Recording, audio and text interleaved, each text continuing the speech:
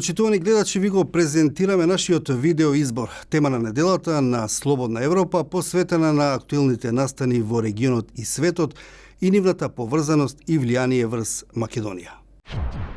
Помошта на Европската Унија за Западен Балкан е попречувана од значителни недостатоци во националните влади, оцени деновиве Европскиот ревизорски суд, тело кој ги контролира финансиите на Европската Унија, се наведува во извештајот за ефикасноста на средствата што Унијата ги има потрошено за приближување на земјите од Западен Балкан и Турција.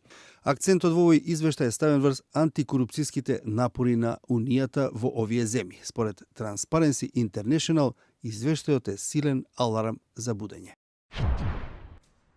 И површното гребење на бирократската љубезност има јасна порака, оценуваат во Transparency International наведувајќи. Милиардите евра потрошени од Европската комисија во борбата против корупцијата во регионот не ги донесоа посакуваните резултати и биле погрешно искористени. Извештајот се фокусира врз инструментот за предпристапна помош, односно врз 11,5 милиарди долари што беа потрошени за Западен Балкан и Турција од 2007 до 2013 година, од соларни стартап проекти до промовирање на поголем број жени во парламентите. Само мало парче, околу 485 милиони евра, биле потрошени на она што Европската комисија го нарекува проекти за владење на правото. Многу малку пари се потрошени во борбата против корупцијата и организираниот криминал, или само 2% од целиот буџет. Дали ова релативно мала сума ја изврши задачата? Не би се рекло со оглед на тоа дека регионот има слаби оценки во борбата против корупцијата. Ниту една земја не е над 60-тото место во индексот на корупција на Transparency International. Во сите земји над 50-тото место постојат сериозни проблеми. Албанија и Косово се на 88-то, односно на 103-то место, додека Македонија е во неприлики откако бе објавени снимени разговори што индицираат организиран криминал. Соочени со големиот предизвик од ова рангирање и малите средства, прашањето е дали Европската комисија добива доволно за она што го дава. Според судот, никако. Еве и зошто. Слободни медиуми и силно граѓанско општество се клучни услови за зголемување на будноста на јавноста во врска со корупцијата и организираниот криминал. Тие ги охрабруваат антикорупцијските агенции и јавното обвинителство да действуваат. Ова за возврат директно придонесува за ефикасноста на истрагите и за конечните пресуди во корупцијските случаи на високо ниво. Како и да е, комисијата дала релативно малку пари за слобода на медиумите и граѓанското општество во Западен Балкан, само 0,15%. Дури и проектите за подобрување на антикорупцијските институции во Албанија и Македонија, например, беа компромитирани од политичко мешање и недостиг на независност, наведува судот. Transparency International вели дека е добро што Европската Унија конечно го прифатила нејзиното мислење дека она што носи резултат во борбата против корупцијата е зацврстување на граѓанското општество и независните медиуми. Без тоа сите институционални и правни реформи барани од Европската Унија се само сенка затворена во кутија. Но, како што смета Transparency International, разочарувачки е тоа што Европската комисија, која го држи портмонето, и натаму останува неуверлива. Во пишаниот одговор до Европскиот ревизорски суд, комисијата вели дека сегашното ниво на финансирање на граѓанското општество е соодветно со оглед на ограничувањето од постојниот капацитет за прием на нови членки. Овие сектори бараат пред се експертски совети, а не големи инвестиции. Аргументот им е, се изгледа дека граѓанското општество е слабо во овие земји и затоа ние нема да инвестираме во него.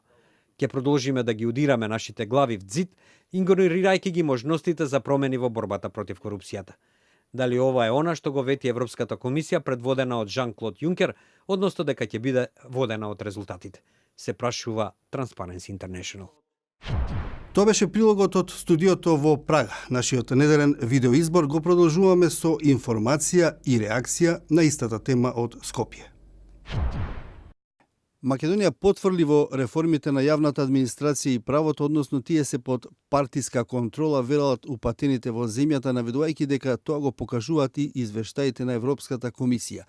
Тие додаваат дека станува збор за предупредување и оти укинувањето на средствата може да следи како крајна мерка од Европската Унија. Немање капацитети на институциите, пробивање на рокови, доцнење во спроведувањето на проектите, несоодветен начин на организирање на јавните набавки. Ова се само дел од главните забелешки за Македонија во последниот извештај на Европскиот ревизорски суд за начинот на трошење на европската помош. Препораката што овој суд ја упати до Европската Унија за намалување или укинување на европската помош за земјите од Западен Балкан, вклучувајќи ја и Македонија, е сериозно предупредување дека е крајно време да се промени односот кон европската предпристапна помош, велат упатените. Малинка Ристова Јордановска од Институтот за европска политика посочува дека Македонија потврлила во спроведувањето на реформите во јавната администрација и правото. Треба да се видат целите кои што се поставени во програмските документи, треба да се видат извештаите на Европската комисија. Јасно се гледа дека тие цели не само што не се постигнати, туку дека има назадување особено во владењето на правото и во јавната администрација. Се гледа дека има некаков формален технички напредок. Но, ако крајниот резултат и крајниот заклучок во извештајот е дека институциите се под влијание, односно се преземени од партијата, дека нема двоење меѓу државата и партијата, тогаш апсолутно произлегува заклучокот дека резултатите од проектите се во вакви услови многу ограничени и проблематични.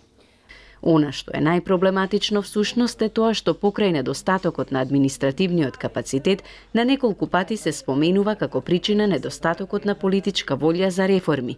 И токму тоа според Јорданова е клучната порака за Македонија од овој извештај.